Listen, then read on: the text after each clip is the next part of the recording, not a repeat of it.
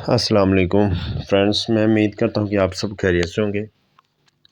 आज हम MA English का पास पेपर जो है वो सरगोदा यूनिवर्सिटी का क्लासिकल ड्रामा उसके बारे में डिस्कस करेंगे। उसके कुछ शॉर्ट क्वेश्चन को डिस्कस करेंगे, उसके बाद उसके जो है लॉन्ग क्वेश्चन उसको डिस्कस करेंगे। ठीक है, कोशिश करेंगे इसको ब्रीफली डिस्कस करें। सिर्फ आपको जो है वो मेन हिंट्स देने हैं, आपको मेन हिडन बातें बतानी है, चीज़ें बतानी है कि आप इजीली क्वेश्चन को सॉल्व कर सकें। ठीक है, कि किस तरह जो है चीज़ों को कलेक्ट करना है, किस तरह सॉल्व करना है। ठीक है, तो मुख्तसर सा शॉर्ट क्वेश्चन को देखते हैं, उसके बाद लॉन्ग क्वेश्चन पे डिस्कस करेंगे। ठीक है, how does Oedipus think when Jocasta forbids him to explore more about his identity? ठीक है, कि जोकास्टा उसको क्यों रोकती है कि मज़ीद अपनी शनाख्त के बारे में तलाश करने से गुरेज करें। वो इसीलिए कहती है अस्सलाम कि वालेकुम उसको पता फ्रेंड्स, था कि मैं वो उम्मीद उसका करता हूँ कि बेटा आप भी है, खैरियत उसका से खामद होंगे। भी है, टुडे कि आई एम उसको गोइंग टू ऐसी डिस्कस जो है वो अबाउट मज़ीद क्लासिकल ड्रामा जो है वो तलाश नहीं करनी पास चाहिए, पेपर ताकि 1 वो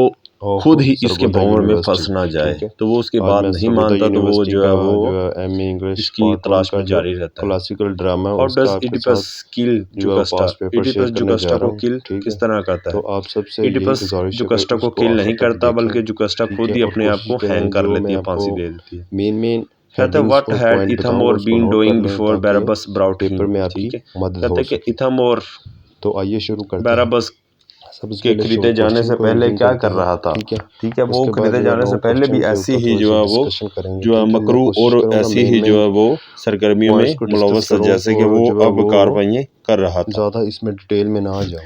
वाइस ठीक है, तो आइए बर्नरडाइन शुरू ग्रीव करते बाय हैं। सबसे एबिगेल पहला जो डेथ। हमारा शॉर्ट एबिगेल क्वेश्चन है, डेथ जो है उससे बर्नरडाइन क्यों अफसरदा था?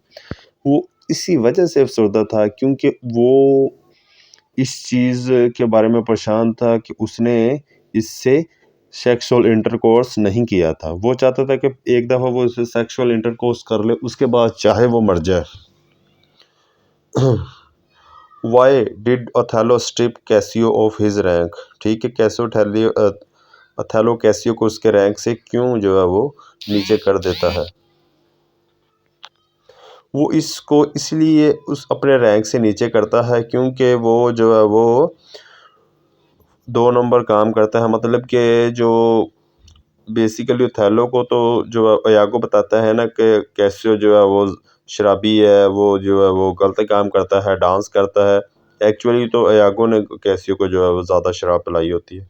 What pattern is present on Othello handkerchief? Handkerchief पे जो है वो स्ट्रॉबेरी का निशान मौजूद होता है, स्ट्रॉबेरी का fruit. Mention two motives in Tempest, उसमें जो है वो सब हमारा जो इंपीरियलिज्म है, कॉलोनियलिज्म है, लव है, उसके अलावा जो है सुपरनेचुरल एलिमेंट्स हैं। In what ways? ठीक है, does Clyban mention his mental and moral degradation? ठीक है, वो जो है वो बहुत ज़्यादा जो है वो गुस्सा करती है, परेशान होती है क्योंकि उसके ऊपर जो है वो प्रोस्पेरो ने आयरलैंड पे कब्जा किया होता है, जिधर वो पहले हुक्मरानी करती थी।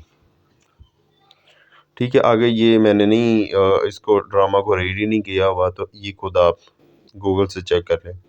क्वेश्चन 2 है, सब्जेक्टिव पार्ट है।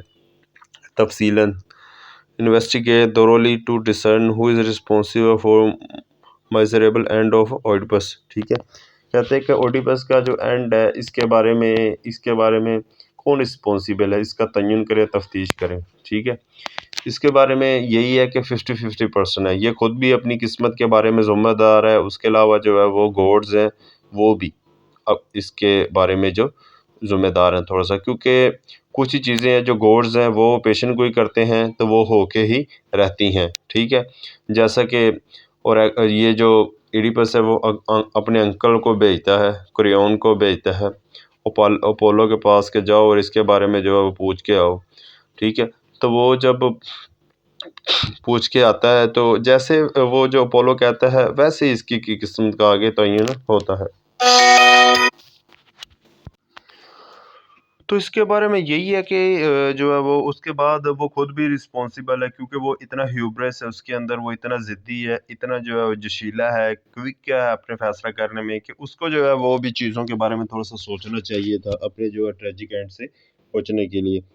रोड पे गुजरते हुए लोगों के साथ उसको झगड़ा नहीं करना चाहिए था। अगर झगड़ा हो भी जाए तो उसको उनको कत्ल नहीं करना चाहिए। तो उसके बाद उसको जो है वो अब इतनी बूढ़ी औरत के साथ शादी नहीं करनी चाहिए थी। अगर उसने कर लिया तो उसको मज़ीद तफ्तीश करने की ज़रूरत क्या थी। तो वो खुद अपनी किस्मत के बारे में ज़िम्मेदार है। उसके अलावा जो है वो उधर गॉड्स है, क्योंकि उधर जो है वो जो सोफोक्लिस है उसके ड्रामों में है कि man is a puppet in the hand of God. ठीक है, इंसान जो है गॉड के हाथ में एक पपेट है। उसके अलावा जो है वो Barabbas seems both an oppressor and oppressed quote text to prove your point. ठीक है, कि वो कभी जो है ऑप्रेसर कभी ऑप्रेसर है। ठीक है, कभी वो मजलूम है और कभी वो जालिम है। ठीक है, बैराबस।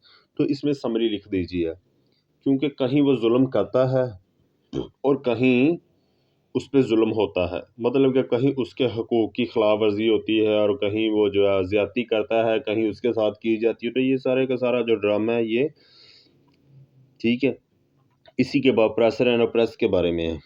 ये कोट लिख दें उसके बारे में जो आपको बातें याद हैं।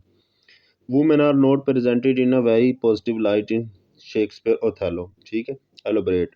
शेक्सपियर का जो ड्रामा ओथेलो है उसमें औरतों को इतनी ज़्यादा जगह नहीं दी गई। उनको जो है वेरी नेगेटिव उनका जो रोल है वो जो है वो डाला गया है, क्योंकि आप सबको मालूम है कि डेस्डिमोना क्या एंड क्या होता है। उसके अलावा जो है वो ओमेलिया का एंड क्या होता है, किस तरह उनको जो है वो कत्ल किया जाता है, गला घोंट के उनको मारा जाता है। तो कितनी औरतों की तजलील की जाती है। ठीक है, तो बेसिकली ये शेक्सपियर की थिंकिंग है, उसका पॉइंट है।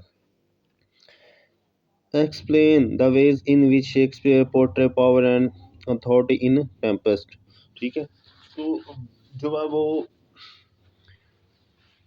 टेम्पेस्ट पूरे का पूरा जो ड्रामा है ये पावर एंड अथॉरिटी के इर्द गिर्द ही घूमता है। ठीक है, कि देखें पहले जो है वो अलोंसो जो उधर का बादशाह होता है, ठीक है, तो उसका भाई उसके इक़्तिदार पे कब्ज़ा कर लेता है। तो उसके बाद जो है वो फिर उसको एग्ज़ाइल कर देता है अलोंसो को। तो फिर अलोंसो जो है वो जो है वो भाई उसका गुज़र होता है दरिया से, तो वो उसकी कश्ती में तूफ़ान में बर्पा कर देता है, समुद्र में वो कश्ती उलट जाती है। तो वो इस तरह जो है वो फिर इक़्तिदार उसके पास वापस आ जाता है। तो ये जो पूरा पूरा ये ड्रामा ये पावर एंड अथॉरिटी के इर्द गिर्द ही घूमता है। कहीं पावर को छीना जा रहा है तो कहीं पावर को गेन किया जा रहा है दोबारा। तो ये सारा पावर एंड अथॉरिटी के इर्द गिर्द ही घूमता है। Mention the element that categorize the importance of being earnest as an artificial comedy। ठीक है, तो इम्पोर्टेंस ऑफ बीइंग earnest जो है आर्टिफिशियल कॉमेडी है। ठीक है, इसमें जो है सोसाइटी के ऊपर तंज किया गया है। ये जो चीज़ें हैं उनको मामूली से अंदाज में पेश किया गया है। ठीक है, मामूली चीज़ों के ज़रिए जो है वो सोसाइटी के अंदर डिस्कस की गई है, क्रिटिसाइज़ किया गया है, सोसाइटी के अंदर इस्लाह की कोशिश की गई है ये छोटी छोटी चीज़ों के ज़रिए से। उसके बाद question number 7, how do Christopher Marlowe and William Shakespeare present the Renaissance colour in their works. ठीक है, तो इसमें जो है क्रिस्टोफर मार्लो और शेक्सपियर ने अपने वर्क्स उनके अंदर रिनेसेंस एज के बारे में डिस्कस किया है। ठीक है, ये दोनों यूरोप से ताल्लुक़ रखते थे और इन्होंने जब 15वीं 14वीं 15वीं सदी में जो ये रिनेसेंस एज ज़ाहिर हुई तो इन्होंने भी अपने कामों के अंदर रिनेसेंस को शो किया। इनका जो माल्टा है क्रिस्टोफर मार्लो का, उसके अलावा जो डॉक्टर फास्टर्स है, इसमें ये देखें कि सारे के सारे एलिमेंट्स हैं जो रेनेसां एज के पाए जाते हैं, जिसमें लस्ट फॉर पावर है, लस्ट फॉर नॉलेज है, उसके अलावा जो है लस्ट फॉर ब्यूटी है, उसके लस्ट फॉर वेल्थ है। ठीक है, उसके अलावा जो शेक्सपियर है उसके जो है वो ड्रामे देखें, टेम्पेस्ट है, उसके अलावा जो अथेलो है। ठीक है, तो इनमें जो है वो दोनों के अंदर यही कुछ डिस्कस किया गया कि किस तरह जो है वो मतलब कि सारे के सारे जो है वो रेनेसांस एज के जो एलिमेंट्स है वो इसमें मौजूद है। ठीक है, उसके अलावा जो शेक्सपियर के लिए जो रास्ता तयन करने वाला जो शायर थे वो थे क्रिस्टोफर मार्लो। शेक्सपियर कहते हैं कि अगर क्रिस्टोफर मार्लो ना होते तो आज शेक्सपियर ना होता। ठीक है, तो शेक्सपियर ने जितनी भी मोटिवेशन ली, जितना भी अपना रास्ता उसने क्लियर किया, तो उसने क्रिस्टोफर मार्लो से किया। इन दोनों के वर्क्स हैं जो आपस में काफ़ी जो सिमिलरिटीज़ रखते हैं, आपस में काफ़ी जो है वो मिलते जुलते हैं, क्योंकि ये दोनों एक ही एज से ताल्लुक़ रखते थे। रेनेसांस एज में ही इंग्लैंड ने अपनी कॉलोनियाँ बनाना शुरू की थी, उसमें ही उसने अपनी इम्पीरियलिज़्म और उसने कॉलोनियलिज़्म शुरू की थी। तो ठीक है व्यूअर्स, ये मैंने शॉर्ट जो पास्ट पेपर है वो आपके साथ डिस्कस कर दिया है। तो बाकी इंशाल्लाह नेक्स्ट पेपर को तरतीब वाइज फिर डिस्कस करेंगे। मुझे इजाज़त दीजिए, अल्लाह हाफिज़। अगर आपको कोई क्वेश्चन हो तो आप कमेंट बॉक्स में मेरे साथ डिस्कस कर सकते हैं।